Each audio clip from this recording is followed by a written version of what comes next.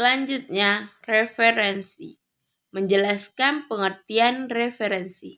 Referensi adalah sesuatu yang dipakai dalam pemberian informasi untuk memperkuat pernyataan dengan tegas, atau kita kenal dengan rujukan.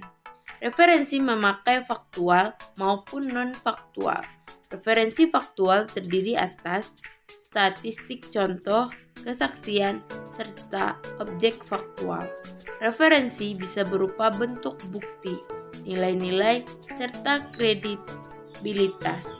Sumber materi referensi ialah tempat materi itu ditemukan. Pentingnya menulis daftar referensi sebuah tulisan ilmiah.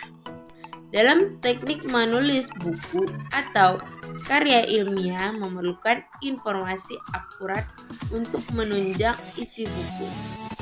Informasi tersebut bisa ditemukan dalam berbagai bentuk, baik melalui buku cetak, website, atau berbagai informasi dari media cetak maupun digital. Semua referensi tersebut bisa kita sebut sebagai daftar referensi atau rekomendasi bacaan. Dalam aktivitas intelektual, daftar referensi dipakai sebagai sumber informasi untuk mendukung penulisan karya ilmiah dan berbagai macam bentuk tulisan. Selanjutnya, tata cara penulisan atau aturan penulisan daftar pustaka pada laporan ilmiah. Ada 5 poin penting yang harus kamu ketahui. Yang pertama, memenuhi etika penulisan. Kedua, sebagai ucapan terima kasih penulis kepada penyumbang data. Ketiga, sebagai pendukung ide seorang penulis karena biasanya sumber yang diambil ditulis oleh pakar yang terkenal. Keempat, sebagai petunjuk untuk melacak kebenaran data yang diambil. 5. Sebagai referensi silang, yaitu menunjukkan pada halaman atau bagian data itu diambil. Selanjutnya, tata cara penulisan daftar pustaka. Yang pertama, nama penulis ditulis paling awal. 2. Daftar terbit. Setelah nama, cantumkan tahun terbit dari buku yang teman-teman gunakan sebagai referensi. 3. Judul buku. Tuliskan judul buku secara lengkap. 4. Kota dan nama penerbit. Selanjutnya, cara penulisan kutapan, footnote, body note, dan endnote. Kita bahas terlebih dahulu body note. Dalam catatan tubuh, yang pertama, catatan tubuh menyatu dengan naskah, hanya ditandai dengan kurang buka dan kurung tutup. Yang kedua, catat penulis. Cara penulisan kutip, body note, footnote, dan endnote. Body note. Yang pertama, catat tubuh menyatu dengan naskah, hanya ditandai dengan kurung buka dan kurung tutup. Yang kedua, catat tubuh memuat nama, belakang penulis, tahun terbit buku, dan halaman yang dikutip. Ketiga, nama penulis, tahun terbit, dan halaman berada dalam tanda kurung, ditempatkan setelah selesainya sebuah kutipan. Jika kutipan ini merupakan akhir kalimat, maka tanda titik ditempatkan setelah kurung tutup catatan tubuh. Footnote. Pertama, catatan kaki ditulis di bagian bawah halaman dipisahkan dengan naskah skripsi oleh sebuah garis. Pemisahan ini akan otomatis dilakukan oleh program Microsoft Word dengan cara mengklik insert, kemudian reference, kemudian footnote. Yang kedua, nomor catatan kaki ditulis secara urutan pada tiap bagian. Mulai dari nomor 1, artinya catatan kaki pertama di tiap awal bab menggunakan nomor 1, begitu seterusnya. Yang kedua, catatan kaki ditulis dengan 1 spasi. Ketiga, Catatan kaki bisa berisi keterangan tambahan. Pertimbangan utama memberikan keterangan tambahan adalah jika keterangan tersebut didapatkan dalam naskah atau menyatu dengan naskah maka merusak alur tulisan. Yang terakhir, endnote. Endnote atau catatan akhir adalah catatan referensi yang diletakkan di akhir suatu karya tulis ilmiah, sebuah daftar pustaka. Pada dasarnya, teknik penulisan endnote persis sama dengan footnote. Demikian pula, ketentuan yang berlaku untuk footnote juga berlaku untuk endnote, termasuk ketentuan untuk penulisan daftar pustaka.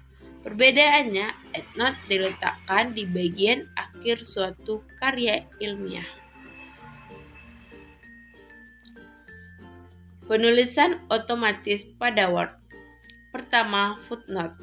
Letakkan kursor di belakang kata atau kalimat yang ingin ditambahkan footnote atau catatan kaki.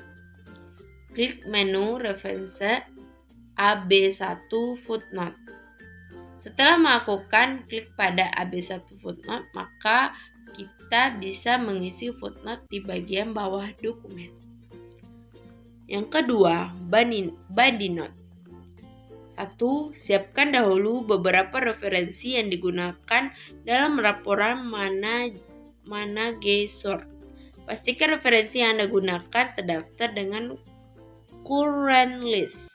Yang kedua, sama halnya seperti footnote, arahkan kursor di akhir paragraf lalu klik insert citation pada tabel reference. Pilih referensi mana yang berhubungan dengan paragraf tersebut. 3. Begitu jika ingin menambahkan sumber lain pada paragraf yang lain. 4.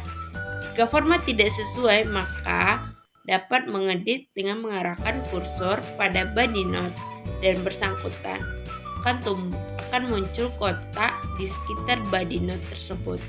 Jika panah kecil di sebelah kanan untuk menampilkan menu drop down.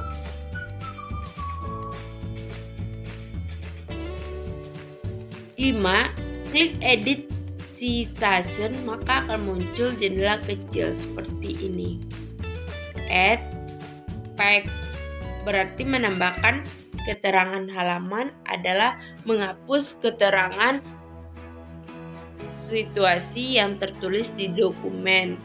Centang pada author untuk tidak menampilkan nama pengarang atau penulis dari artikel tersebut. Centang pada year untuk tidak menampilkan tahun terbitnya, dan centang pada list untuk tidak menampilkan judul tulisannya.